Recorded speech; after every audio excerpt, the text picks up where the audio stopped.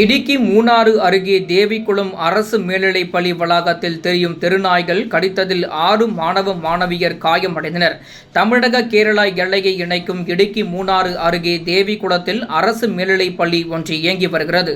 இங்கு 300க்கும் மேற்பட்ட மாணவ மாணவியர் பயின்று வருகின்றனர். இந்நிலையில் நேற்று பள்ளியில் இடைவேளை நேரத்தில் வளாகத்தில் விளையாடிக் கொண்டிருந்த 11 மற்றும் 12ஆம் வகுப்பு படிக்கும் மாணவ மாணவிகளை அந்த பகுதியில் சுற்றித் திரிந்து கொண்டிருந்த தெருநாய்கள் கடித்து குதறியது.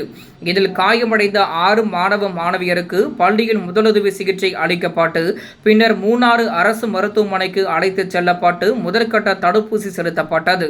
அதன்படி மூணாறு தேவிகுளம் பகுதிகளில் திரியும் தெருநாய்கள் சுற்றுலா பயணிகள் மற்றும் பொதுமக்களை கடிக்கும் சம்பவங்கள் தொடர்வதாகவும், எனவே தெருநாய்களை கட்டுப்படுத்த மாவட்ட நிர்வாகமும் உள்ளாட்சி அமைப்புகளும் இணைந்து உரிய நடவடிக்கை எடுக்க வேண்டும் என்றும் கோரிக்கை விடுக்கப்பட்டுள்ளது.